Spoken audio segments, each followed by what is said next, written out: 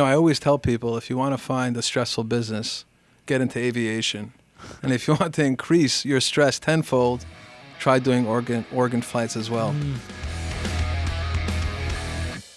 Sim is the founder and CEO of ParaFlight EMS and Aviation.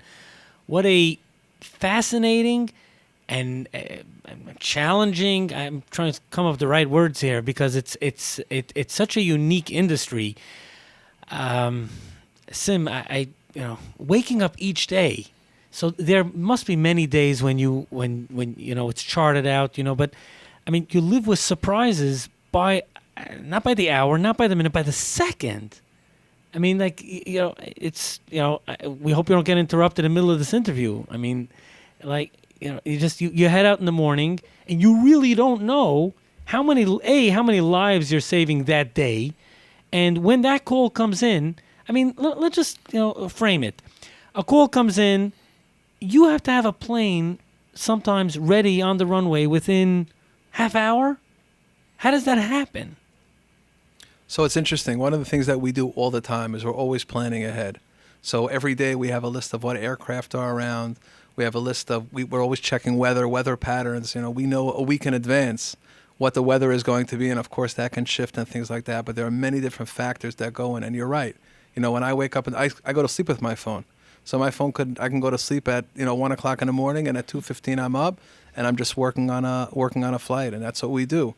We have other coordinators who work with us, really also 24 hours a day. As soon as that call comes in, that's when that mission starts. But you shared a very important point that any person in business could really take away, and that is, to the extent possible, prepare. Don't just live your life by the seat of your pants. Meaning, surprises are, inevitable. They can come up.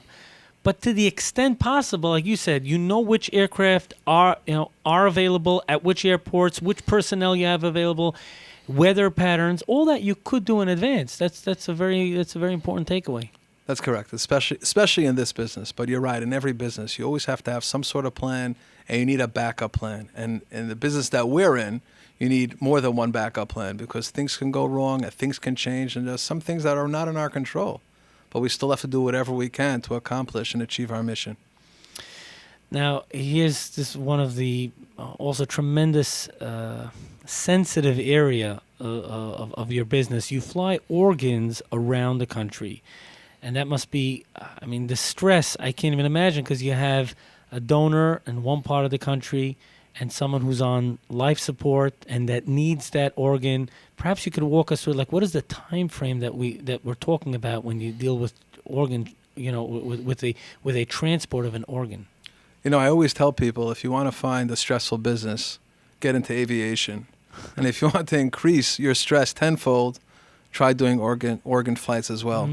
And what we actually do, for the most part, is we don't actually just fly the organ itself. We actually fly the procurement teams. So we'll send surgeons, PAs, we'll send a perfusionist along, and we send them to a receiving hospital where the donor is, where that person who's on life support, who has been declared brain death, and where their family has elected, and they have elected to donate their organs.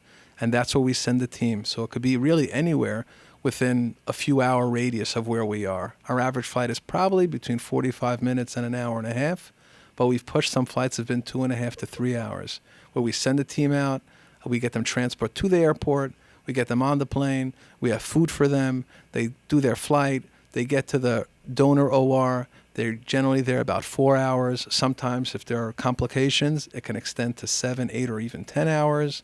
And then we fly them back. And some of the complications that we actually have at the lengthy ORs is where pilots can actually duty out. FAA explain that? Sure, absolutely. So FAA regulations state that a pilot, from when he starts his day, not from when he gets into the cockpit, but from when they start their day, their duty day is 14 hours, plain and simple. So if they start their day, if they have a flight at 11 a.m., and they have to start heading in, and they have a 2-hour drive in, they might start their day 3 hours before. So their day starts at 8 a.m. They're told your day starts at 8 a.m. No matter what, that day is over at 10 p.m., 14 hours later. So their day starts, let's say they have an 11 o'clock flight, maybe it gets pushed for an hour. Now you're at 12 o'clock. Then you have a 2-hour flight somewhere, right? Now you're at 2 p.m. And then you have a 4-hour OR. And if it's a 30-minute or 45-minute drive from the hospital to the OR, right, or the hospital to the airport, all of a sudden your times are just kicking in and kicking in. There have been times that we had to send a second plane just to pick up the docs to bring them back with the organ. Now, there are very few times that we'll actually fly the organ as well. We're happy to do it. But for the most part, we'll send a team and they'll come back with the organ, the heart, the lung, sometimes the kidneys, sometimes livers. And because there's absolutely no room for failure. You put in to the extent humanly possible to ensure that the organ will arrive and in a way that it's going to be useful for the next individual. Correct. We recognize that every one of those strips can really be life-saving. It makes a real difference in many people's lives. It's the one who's getting the heart, the lung, livers, kidneys, corneas, whatever they might be able to receive. We know we're part of that vital and amazing and incredible mission of saving a life. And another takeaway that I'm picking up through this, through having the privilege of speaking to you, is how I'm sure there are many people out there listening and saying, wait a second, this guy is really making something possible that seems impossible.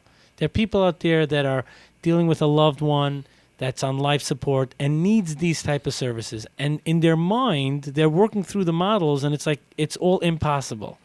But it sounds like your company really solves those type of situations and says, wait a second, there are plenty of options available to you. That's really what I'm picking up. That's absolutely correct. And that's why we have all these different vertical components. Those who have to go on a commercial flight, we can do it.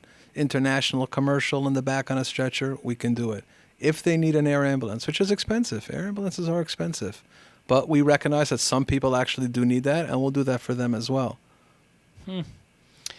This is really more of a personal question, but I just have to ask it because, you have a great, your composure is fantastic and you're relaxed. I mean, how do you manage to stay focused and calm in dealing with such a stressful environment? And by the way, just to put you in a category, years ago, I had the honor of interviewing Captain Sully Sullenberger, right? And he, of course, saved 155 people by landing in the Hudson, the famous story. Flight 1543, I believe it was. Okay. I asked him that question also. So I'm now asking it to Shain. How do you stay calm? How do you stay cool? Yeah. I always tell people we stress on the inside. We definitely don't let people see when we're stressing, but it is a stressful business. There are a lot of things that could go wrong and a lot of things that we need to do to be able to make sure that everything works okay. But it's stressful, and we try to put everything into its own compartment. And the things that we're able to fix and we're able to correct, we do immediately. And sometimes we have to utilize many different resources to be able to get that job done. But that's what we do. This is what we signed up for. And we know that in order to save a life, in order to make a difference, it is a lot of stress that comes with it. And we're happy to take it on.